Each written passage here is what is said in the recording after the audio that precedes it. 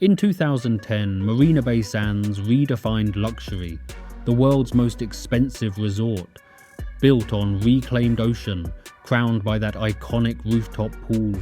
It became an instant global landmark, but now it's about to be outdone by its own sequel.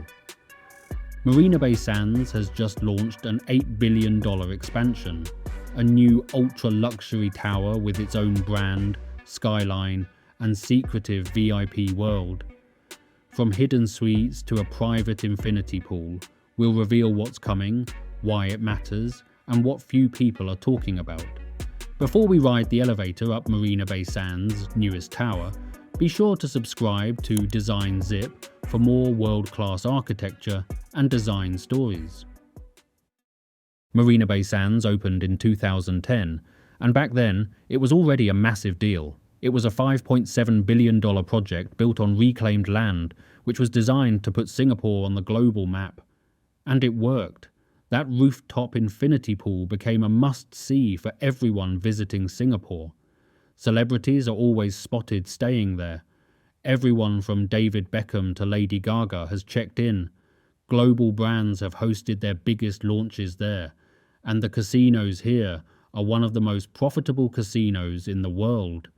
But now, 15 years later, something has changed.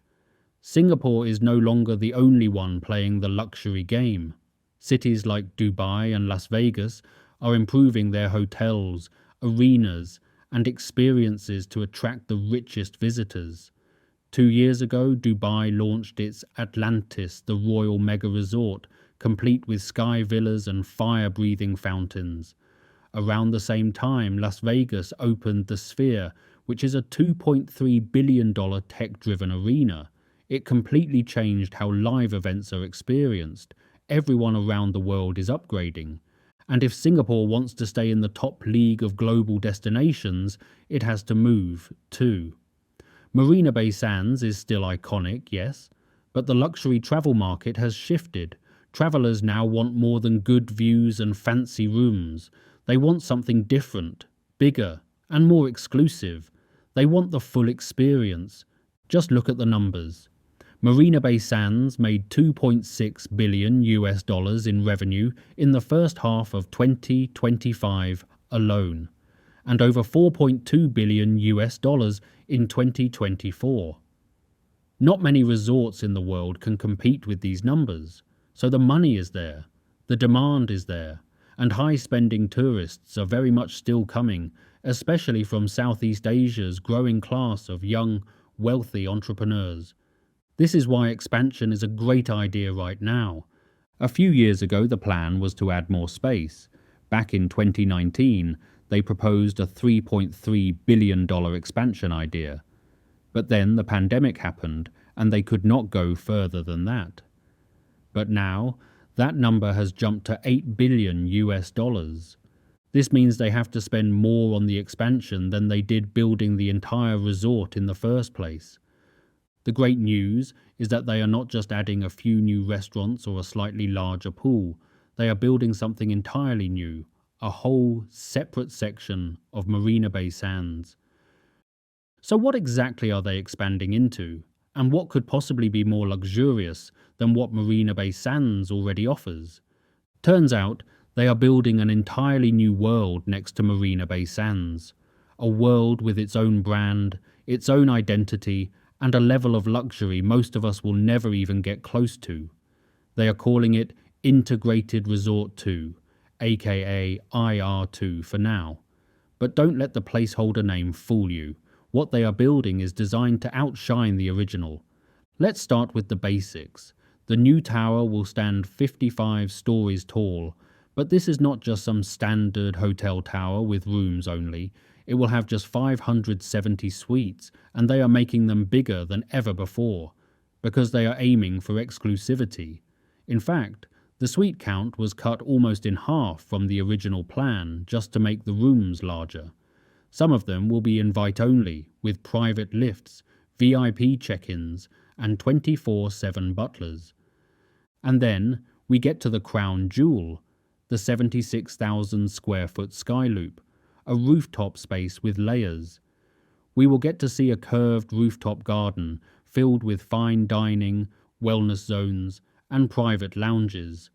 Not only that, but another rooftop infinity pool is coming, one that is only for the guests of the new tower. So, while the original infinity pool is still drawing lines of Instagrammers, this one will float quietly above it all, hidden from view. That's how exclusive this place is going to be. Now, let's talk about entertainment. Right beside the tower, they are building a 15,000-seat indoor arena. This is being pitched as the top live event venue in Asia. Stadium-sized performances, touring megastars, and huge sports events like Taylor Swift or BTS concerts and UFC can all be held here. This is a great addition not just for Marina Bay Sands, but for the entire city's tourism and entertainment economy. That's not all. This expansion includes 200,000 square feet of new MICE space. And no, not the rodent kind. MICE stands for meetings, incentives, conferences, and exhibitions. Singapore already leads in the business events game, but this will take it to another level. Surrounding all of this will be high-end retail, Michelin-level dining, wellness centres, and nightlife that will not be open to everyone. Much of it will be off-limits to guests staying in the original towers. In short, this new development is a gated world for the ultra-rich. And for the whole design, they brought back Safdie Architects. This is the same genius firm behind the original Marina Bay Sands. The great thing is that the new tower will be angled differently, with a look and layout that is more modern, more green, and totally its own. They are using biophilic architecture, which means more light, more greenery, and more connection to the outside. It is meant to look futuristic but still feel natural. But just because Marina Bay Sands looks like perfection from the outside doesn't mean it is free of controversy. In fact, the bigger it gets, the more questions people are starting to ask.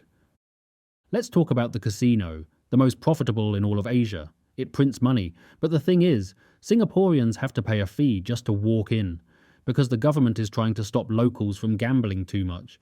And yet, the expansion includes a brand new ultra-private gaming area. Not only that, in 2020, Marina Bay Sands was caught in a money laundering investigation. US authorities started investigating how the casino was handling high roller funds. There were rumours of shady junket operators and secretive accounts. No charges came out of it, but the headlines were enough to leave a mark. Now that they are building a whole new gaming space for VIPs, some are wondering if Singapore is inviting trouble all over again. And we haven't even talked about the construction deaths. When the original towers went up, at least 10 workers died. It was one of the worst safety records for a project of that size in Singapore. So now that they are building again on an even larger scale, people are wondering if they have put in the effort this time to make it safer for the construction workers. Then there is the environmental impact. This resort sits on land that used to be part of the sea. Singapore made the land, and now they are making more. But with climate change, sea level rise, and the city pushing a green image, people are criticizing that all that new concrete and steel is not really sustainable and is going to harm the environment in the long run. So, right now the tension is growing. The question is, would it work in the end? Is this $8 billion expansion really worth it for Singapore? Well, construction officially began in July 2025. The ceremony was led by Prime Minister Lawrence Wong and Las Vegas Sands executives. The entire project is expected to be completed by June 2030. In fact, they have already scheduled the grand opening. It is going to be held in January 2031. It is a long runway, but the potential payoff is massive. This project is expected to create jobs, improve the economy, and enhance Singapore's global standing. Marina Bay Sands already employs over 12,000 people, and the expansion is expected to create thousands more jobs. And let's not forget, Marina Bay Sands already made over $4.2 billion in revenue in 2024 alone, even during hotel renovations. If IR2 performs even half as well, the economic boost will be huge. Singapore is betting big on the future of high-value tourism and global entertainment. The risks are real, but so are the rewards. If it works, this expansion won't just reshape the skyline, it will redefine what luxury means in Asia. And by 2031, the world will be watching to see if it delivers what it is promising right now. To sum it up, Marina Bay Sands' $8 billion expansion is set to reshape Singapore's skyline and redefine luxury in Asia. With its exclusive suites, hidden infinity pool, and massive entertainment arena, this project aims to keep the resort ahead in a fiercely competitive global market. Yet, with controversy and big risks looming, the real question is whether this gamble will pay off in the long run. Personally, I think this bold move shows Singapore's commitment to innovation and luxury. But it also raises important questions about sustainability and social impact. What's your take on this massive expansion? Do you think Marina Bay Sands can maintain its crown, or is this too much? Let me know in the comments below. If you find value in exploring world-class design and engineering, subscribing ensures you won't miss what's coming next. Thanks for watching, and see you in the next one.